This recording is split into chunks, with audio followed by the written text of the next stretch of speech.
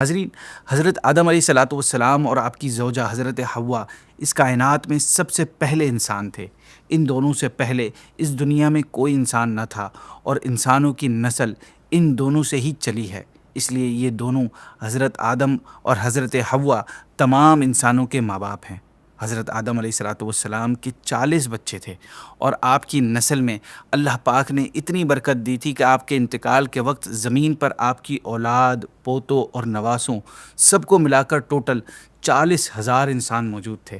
اسی طرح حضرت آدم علیہ السلام کی اولاد کے بارے میں ایک اور انٹرسٹنگ بات یہ بھی ہے کہ آپ کے ہاں صرف حضرت شیس علیہ الصلاۃ والسلام کی پیدائش اکیلے ہوئی، ورنہ ان کے علاوہ آپ کے ہاں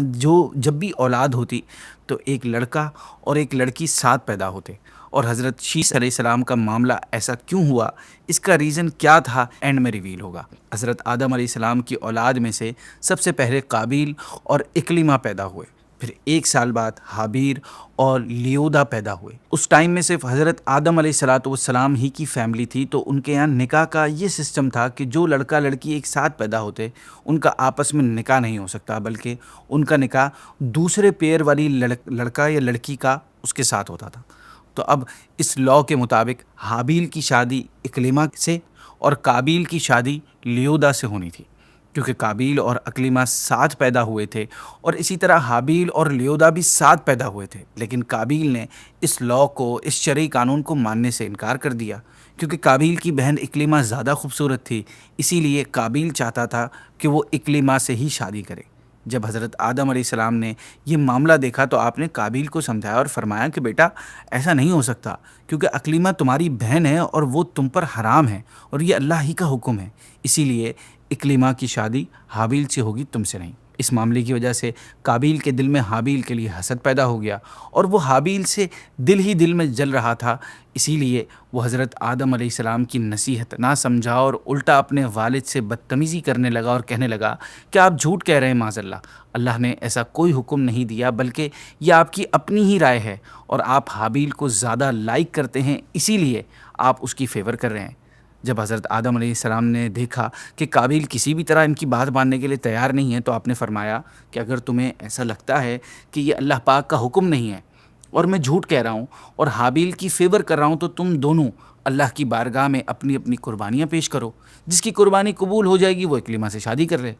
اس آپشن کو حابیل اور قابیل دونوں نے ایکسیپٹ کر لیا۔ حابیل جانور پالتا تھا، تو اسے اپنے جانوروں میں سے ایک اچھا دمبا اس نے سلیکٹ کیا، اور قابیل کھیتی باڑی کرتا تھا، تو اس نے اپنی قربانی کے لیے گندم سلیکٹ کیا۔ لیکن ان دونوں کی سلیکشن میں ایک فرق تھا، وہ یہ کہ قابیل نے اس گندم میں سے اچھا گندم کھا لیا اور باقی بچا ہوا خراب گندم قربانی کے لیے رکھ دیا، جبکہ حابیل نے اپنے جانوروں میں سے قربانی کے لیے اچھا دمبا سلیکٹ کیا۔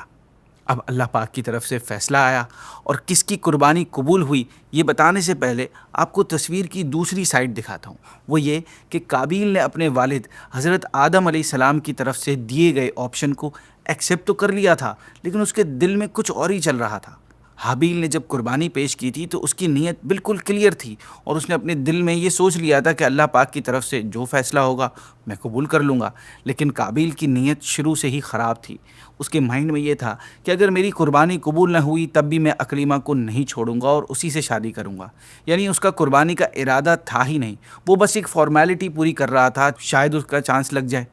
تو اس طرح قابیل اپنے بھائی کا حاسد، اپنے والد یعنی ایک نبی کا گستاخ ہونے کے ساتھ ساتھ اب منافق بھی بن گیا تھا۔ منافق کہتے ہیں جس کی زبان پہ کچھ اور ہو اور دل میں کچھ اور ہو۔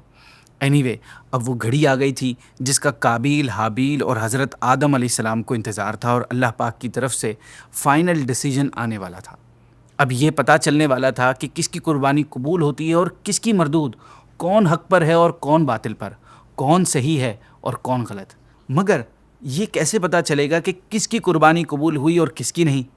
دراصل اس زمانے میں آج کل کی طرح قربانی والی چیز کو کھایا نہیں جاتا تھا، بلکہ قربانی والی چیز کو ایک جگہ رکھ دیا جاتا تھا، اور قربانی قبول ہونے کی نشانی یہ ہوتی تھی کہ آسمان سے ایک آگ آتی اور قربانی کی چیز کو جلا دیتی، اور جس کی قربانی قبول نہ ہوتی اس کی قربانی کو آگ نہیں جلاتی۔ تو اسی وقت پتہ چل جاتا کہ کس کی قربانی قبول ہوئی ہے اور کس کی نہیں۔ تو اس قانون کے مطابق حابیل اور قابیل نے بھی اپنی اپنی قربانیاں ایک ایک پہاڑ پر رکھ دی تھیں، اور پھر اسی زمانے کے رول کے مطابق آسمان سے آگ آئی اور اس نے حابیل کی قربانی کو جلا دیا اور قابیل کی گندم یوں ہی پڑی رہ گئی۔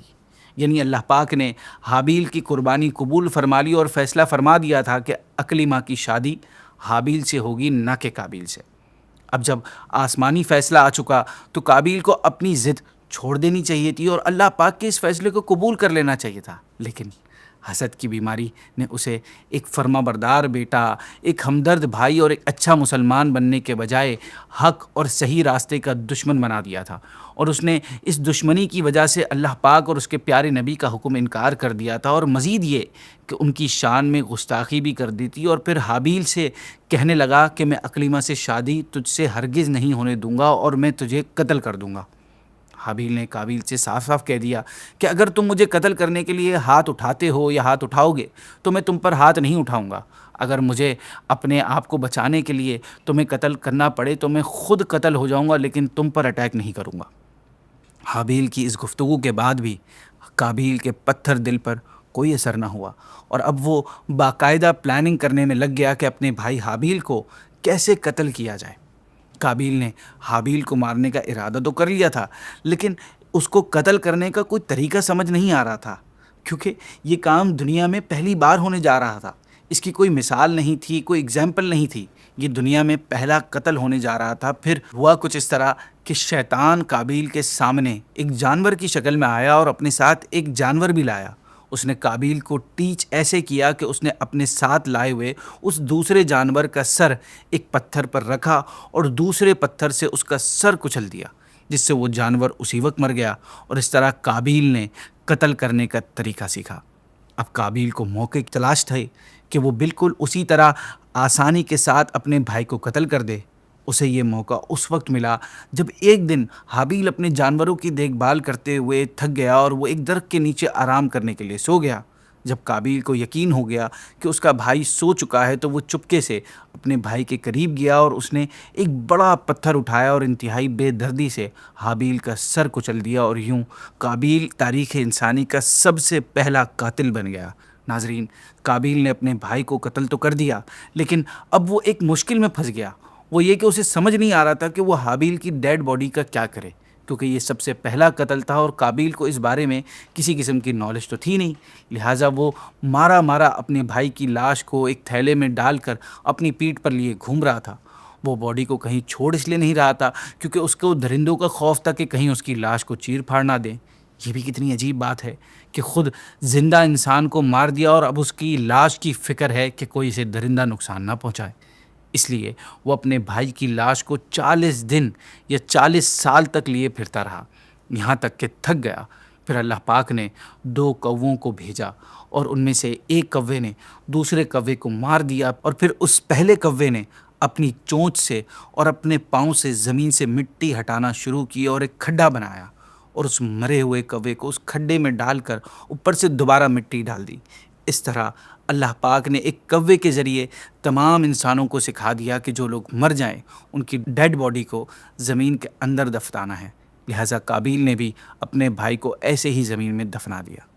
ناظرین، یہ قتل منگل کے دن ہوا تھا اور اس وقت حابیل کی عمر 20 سے 25 سال کے درمیان تھی۔ قتل کا یہ حادثہ مکہ مکرمہ میں جبل سور یا جبل حرا کی گھاٹی میں ہوا، اور کچھ تفسیروں میں یہ بھی آتا ہے کہ بصرہ میں جس جگہ مسجد اعظم بنی ہوئی ہے وہاں یہ واقعہ پیش آیا تھا۔ روایات میں یہ بھی آتا ہے کہ قابیل نے جیسے ہی اپنے بھائی کو قتل کیا اس کا چہرہ بالکل کالا ہو گیا تھا، بلیک ہو گیا تھا۔ یہاں میں آپ کو یہ بھی بات بتاتا چلوں کہ جس وقت قابیل نے اپنے بھائی حابیل کو قتل کیا تھا اس وقت حضرت آدم علیہ السلام وہاں موجود نہیں تھے، بلکہ آپ حج پر گئے ہوئے تھے، اور جس دن یہ انسیڈنٹ ہوا تھا اس دن حضرت آدم نے وہاں کچھ عجیب و غریب چیزیں دیکھیں، جیسے پہلے کسی بھی درخت میں کانٹے نہیں ہوتے تھے اور فروٹس کچے اور کھٹے نہیں ہوتے تھے، بلکہ حابیل کے قتل کے بعد اچانک کچھ درختوں میں کانٹے نکل گئے، کچھ پھل کھٹے اور کچے ہو گئے، اور زمین کا رنگ گندمی یعنی براؤن ہو گیا، ورنہ پہلے زمین کا رنگ ایسا نہیں تھا۔ حضرت آدم علیہ السلام نے جب ان چیزوں کو آبزرو کیا تو آپ سمجھ گئے کہ کوئی بڑا واقعہ ہوا ہے۔ چنانچہ جب آپ حج سے واپس آئے اور آپ کو پتہ چلا کہ یہ بڑا واقعہ ہوا ہے تو آپ بہت زیادہ دکھ میں آ گئے، اتنا دکھ ہوا آپ کو کہ اس کے بعد آپ پوری زندگی کبھی نہیں مسکرائے۔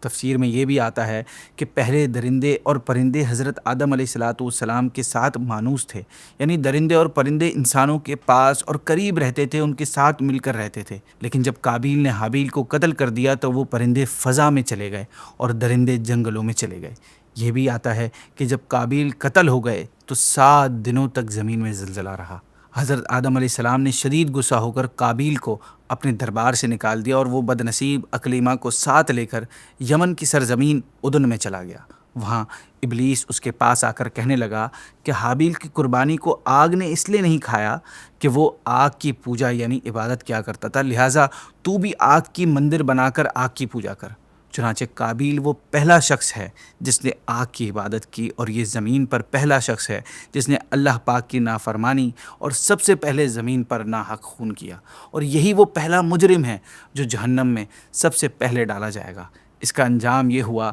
کہ اس کے ایک بیٹے نے جو کہ اندھا تھا، اس نے ایک پتھر مار کر اس کو قتل کر دیا، اور یہ بدبخت ایک نبی کا بیٹا ہونے کے باوجود آگ کی عبادت کرتے ہوئے کفر و شرک کی حالت میں اپنے لڑکے کے ہاتھ سے پتھر کے ساتھ ہی مارا گیا۔ حابیل کے قتل ہو جانے کے بعد سے حضرت آدم علیہ السلام کی اولاد میں ایک لڑکا کم ہو گیا تھا،